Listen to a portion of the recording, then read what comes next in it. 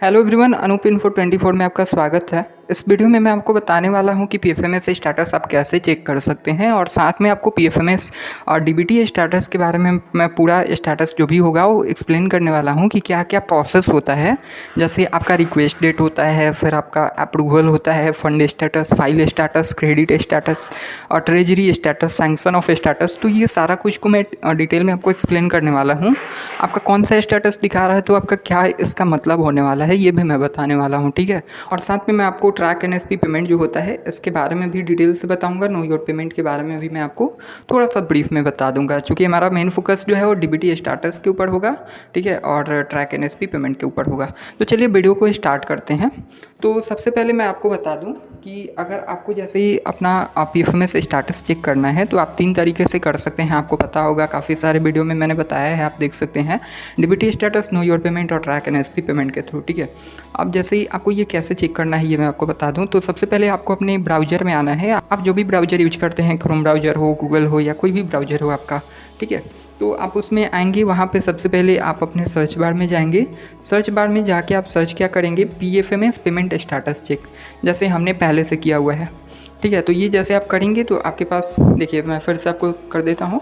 तो यहाँ पे आपको DBT status, know your payment, PFMS, फिर आपको नीचे आप स्क्रॉल करेंगे, ट्रैक एनएसपी पेमेंट भी दिख जाएगा। हम डीबीटी स्टेटस पहले आपको दिखाते हैं। तो डीबीटी स्टेटस पे हमें जो है वो क्लिक कर लेना है। तो मैं आपको सबसे पहले डीबीटी स्टेटस के बारे में बताऊंगा। तो मैं डीबीटी स्टेटस को ओपन कर लेता हूँ, ठीक है। डीबीटी स्टेटस पे आप क्लिक करेंगे। जैसे हमने यहाँ पे क्लिक किया, आप देख रहे हैं लोड होगा। लोड होने के बाद आपको ये दिख जाएगा। आपको पता होगा कि यहाँ से कैसे लॉगिन करना है। आप कैटेगरी में अपना सिलेक्ट करेंगे। हम एनएसपी के लिए कर रहे हैं तो एनएसपी पे करेंगे। उसके बाद फिर आप अपना बेनिफिशियरी कोड डालना चाहें, एप्लीकेशन आईडी, दोनों के थ्रू आप देख सकते हैं, दोनों में से कोई भी हो आपके पास तो, ठीक है। तो हम यहाँ पे एप्लीकेशन आईडी डालेंगे। आप अगर फ्रेश हैं तो आपका फ्रेश एप्लीकेशन आईडी होगा, रिन्यूअल है तो आपका पिछले वाला ही हमारा रिन्यूअल आईडी है, तो हम इसको कर लेते हैं, ठीक है। और उसके बाद फिर आप वर्ड वेरिफिकेशन करेंगे। वर्ड वेरिफिकेशन करने के बाद आप सर्च पे क्लिक कर देंगे, ठीक है। वर्ड वेरिफिकेशन के बाद सर्च पे क्लिक कर देंगे तो आपका ये लोड हो जाएगा। मैं आपको एक बार करके दिखाता हूँ, ठीक है। फिल करने के बाद आप सर्च पे क्लिक करेंगे। अब जैसे आप सर्च पे क्लिक करेंगे ये लोड होकर आपके पास सारा कुछ डिटेल आ जाएगा। अब आपको यहाँ पे 2 डिटेल दिख रहा होगा, ठीक है। पहला आपको ये ब्लू कलर में आपको दिख रहा है, यहाँ से मैं आपको दिखा देता हूँ। देखिए यहाँ से ये जो है ब्लू कलर में है और यहाँ पे आप नीचे देख सकते हैं, ठीक है। तो ये है 2 स्टेटस, यानी कि हमको दिख रहा है यहाँ पे। अब क्यों दिख रहा है, क्योंकि हमारा रिन्यूअल का आईडी है। तो रिन्यूअल यानी कि हमारा जो प्रीवियस ईयर था वो भी दिखेगा और अभी हमने जो अप्लाई किया है उसका भी डिटेल दिखेगा। तो प्रीवियस में तो आपको दिख रहा है beneficiary name, beneficiary code, agency code, scheme code, purpose name, Aadhaar number, account number, bank account, जो भी जितना भी डिटेल है आपको दिख रहा होगा। क्रेडिट भी हो चुका है, पेमेंट जो भी है सारा कुछ आपको दिख रहा है, ठीक है। अब मैं आगे आपको एक्सप्लेन करता हूँ स्टेटस को हम क्या बोलते हैं। तो चलिए हम स्टार्ट करते हैं। तो यहाँ से मैं आपको एक एक करके एक्सप्लेन कर देता हूँ। देखिए ये तो आपका एप्लीकेशन आईडी जैसे हो गया, या फिर आपका बेनिफिशियरी नेम हो गया, बेनिफिशियरी कोड हो गया, ऊपर आप देख रहे होंगे एजेंसी कोड हो गया। तो ये तो आपका जो भी है वो ठीक है, ठीक है। अब इसके बाद बात करते हैं स्कीम कोड, पर्पस नेम। तो आपका स्कीम कोड वो होता है कि आपका कौन सा स्कीम में है। जैसे हमारा बीएससीबी के अंडर है, यानी कि बिहार स्कूल एग्जामिनेशन बोर्ड के अंडर है, तो उसका क्या कोड है हमारे लिए, स्कीम कोड कौन सा है, और जो आपका पर्पस नेम है वो क्या है। और इसी के बेसिस पे आपका अमाउंट तय होता है कि आपको कितना जो है अमाउंट मिलने वाला है। इसके बाद आप देख सकते हैं आधार नंबर हो गया, अकाउंट नंबर हो गया, बैंक नेम हो गया, ठीक है। अब आईएफएससी कोड हो गया। इसके बाद सबसे मेन जो अब यहाँ से स्टार्ट होता है अमाउंट से, ठीक है। तो अमाउंट जो जैसे मैंने आपको बताया कि आपके पर्पस नेम और स्कीम कोड, ठीक है, जो आपका पर्पस नेम है, जो आपका पर्पस नेम है और स्कीम कोड, उसी पे अमाउंट आपका तय होता है। यानी कि आपका जो भी स्कीम के अंदर होगा, आपका जो भी स्कॉलरशिप के अंदर होगा, उसके हिसाब से आप कौन से कोर्स में हैं, या फिर आपका कौन सा ईयर है, या फिर जो भी उनका मतलब रूल होता है, जो स्कॉलरशिप के अंदर जो स्कीम होता है उसके अनुसार आपका अमाउंट मिल जाएगा। जैसे हमारा 4146 है स्कीम कोड, तो जिनका भी 4146 स्कीम कोड होगा, पर्पस नेम मेरिट स्कॉलरशिप होगा, और ये कोर्स में वो होंगे, यानी कि वो अगर प्रोफेशनल कोर्स में नहीं होंगे वो, ठीक है। तो और अगर वो नॉर्मल कोर्स में होंगे, ठीक है, डिग्री कोर्स में, तो उनका जो है अमाउंट 12,000 होने वाला है। अब आगे बात कर लेते हैं। तो आप जैसे रिक्वेस्ट डेट देख सकते हैं। अब यहाँ से मेन स्टार्ट होता है जो रिक्वेस्ट डेट है। तो अब जो रिक्वेस्ट डेट है वो हमारा आपको दिख रहा है 12 मार्च है, और उसके बाद आपको यहाँ पे वैलिडेशन स्टेटस दिख रहा है। वैलिडेशन स्टेटस और रिक्वेस्ट डेट, इसके बारे में मैं आपको बता देता हूँ। रिक्वेस्ट डेट जो होता है ना, एनएसपी एप्लीकेशन स्टेटस के बाद आपका जब पीएफएमएस पे जाता है एप्लीकेशन, जब उस पीएफएमएस वेरीफाई करना अपना प्रोसेस से स्टार्ट करता है सारा कुछ, तो एक रिक्वेस्ट डेट देता है एनएसपी पीएफएमएस को, तो वो होता है रिक्वेस्ट डेट, ठीक है। इसके बाद वैलिडेशन स्टेटस, यानी कि आपका जो पीएफएमएस है वो खुद से वैलिडेट करेगा, तो कब किया ये डेट आपको यहाँ पे दिख गया, यानी कि वैलिडेट हुआ है या नहीं। इसके बाद इधर देख लेते हैं, उसको मैं जूम कर देता हूँ। हाँ, तो इधर आप देख सकते हैं यहाँ पे आपको फंड स्टेटस दिख रहा है ये, ठीक है।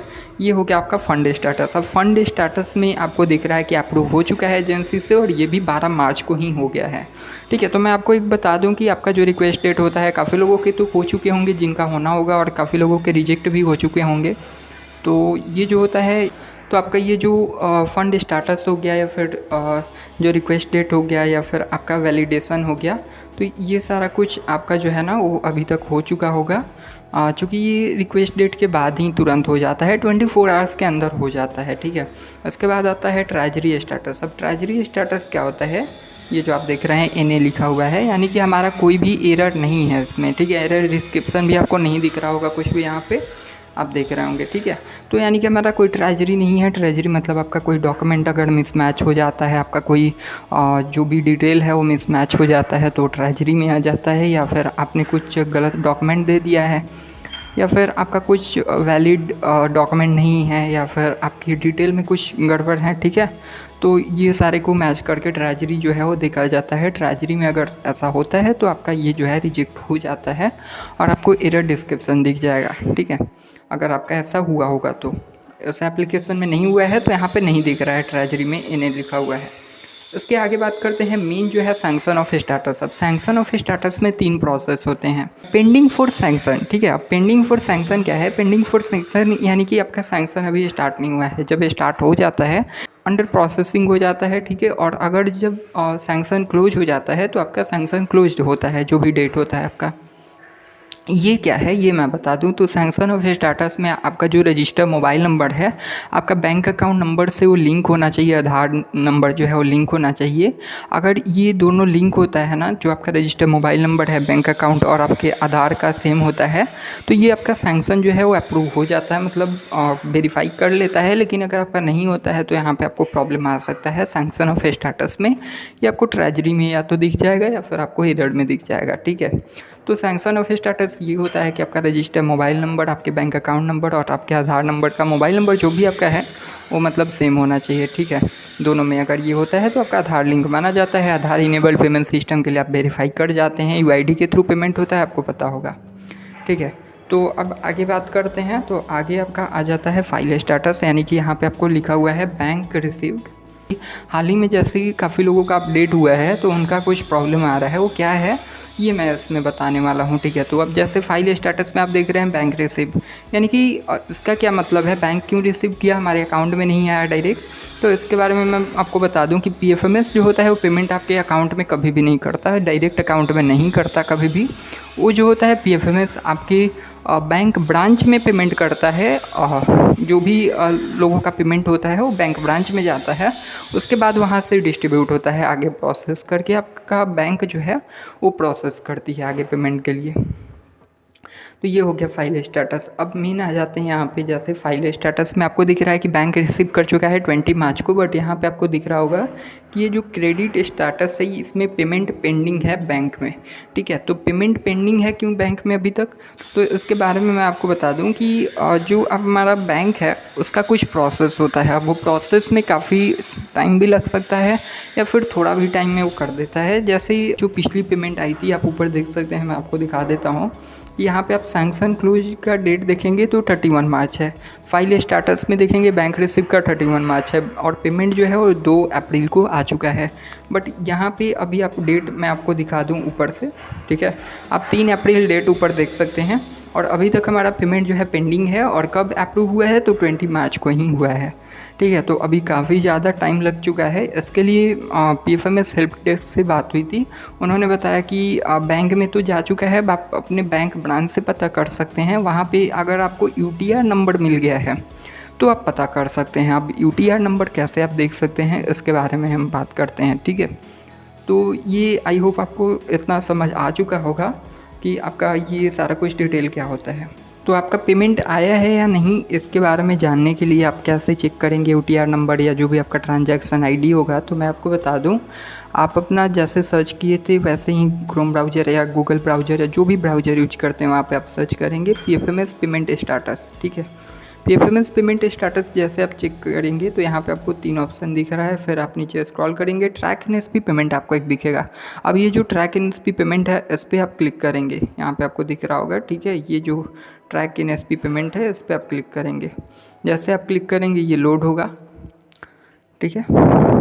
लोड होने के बाद आपको यहाँ पे मैं जूम करके दिखा दूँ कि ट्रैक एनएसपी पेमेंट के नीचे आपको दिख रहा होगा बैंक और इंटर बैंक अकाउंट नंबर, मतलब अकाउंट नंबर, या फिर inter NSP application ID word verification. तो अगर आप बैंक से डायरेक्ट देखना चाहें तो आपको बैंक में अगर अमाउंट आया होगा तभी आपको दिखेगा बैंक के डिटेल के बारे में, ठीक है।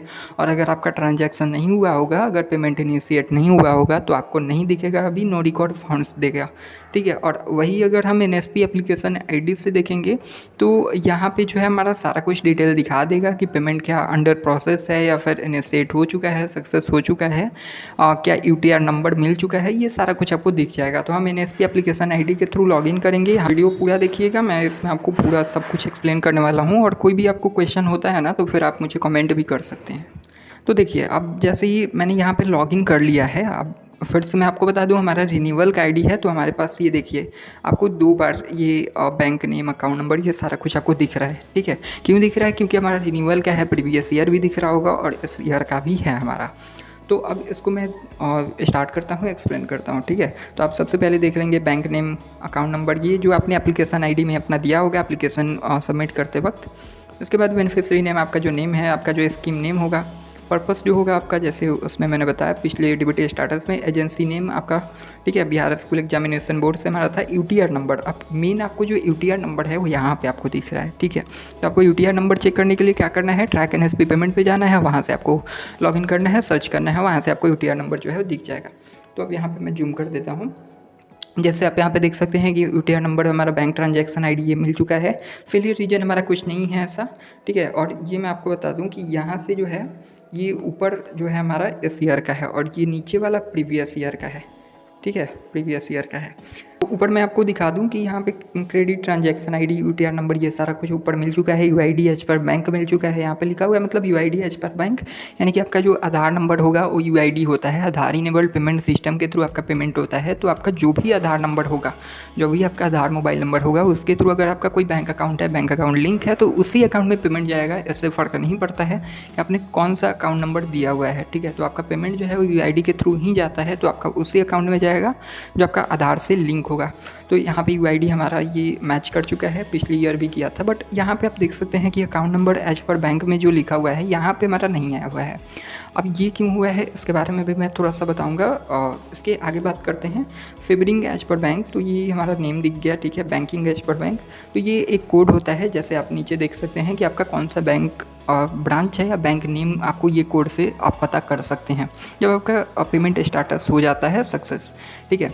अब इसके बाद बात करते हैं। तो अमाउंट आप देख सकते हैं 12,000, बट स्टाटस में जैसे आप आएंगे तो स्टाटस में पेमेंट इनिशिएटेड विथ बैंक लिखा हुआ है और क्रेडिट डेट है और बैंक ट्रांजैक्शन डेट है। अब बट आपका पेमेंट नहीं आया है, ठीक है। बट ये प्रॉब्लम हो रहा है, तो इसका क्या सॉल्यूशन है मैं आपको वो बताने वाला हूँ इस वीडियो में, मैं वो आपको बताने वाला हूँ। तो पेमेंट इनिशिएटेड विथ बैंक के बारे में सबसे पहले समझते हैं। अब पेमेंट इनिशिएटेड विथ बैंक क्या होता है? देखिए, जैसे आपका पीएफएमएस जो है वो आपका पेमेंट जो है बैंक को भेज दिया। आप जैसे देखे होंगे फाइल स्टेटस में बैंक रिसीव, तो बैंक ब्रांच में आपका पेमेंट चला गया। बैंक ब्रांच जो है वो प्रोसेस करेगा। प्रोसेस करने के बाद आपका यूआईडी के थ्रू पेमेंट है, तो यूआईडी जो भी आपका होगा वो मिलाएगा, मैच करेगा। आपका जो आधार नंबर है, जो आपका बैंक अकाउंट का रजिस्टर मोबाइल नंबर है, ये जो भी एनएसपी गाइडलाइंस होती हैं, जो पीएफएमएस को गाइडलाइंस होती हैं, उनको मैच करेगा। उनके थ्रू जो भी उनका प्रोसेस होता है जो बैंक का, तो वो प्रोसेस करेंगे। उसके बाद ये पेमेंट को जो है वो स्टार्ट करते हैं आप। तो इसके बारे में मैं आपको बताता हूँ। स्टाटस में जैसे आप देख रहे हैं पेमेंट इनिशिएटेड विद बैंक, यानी कि पेमेंट जो है आपके बैंक ब्रांच में आ चुका है बट आपके अकाउंट में नहीं आया हुआ है।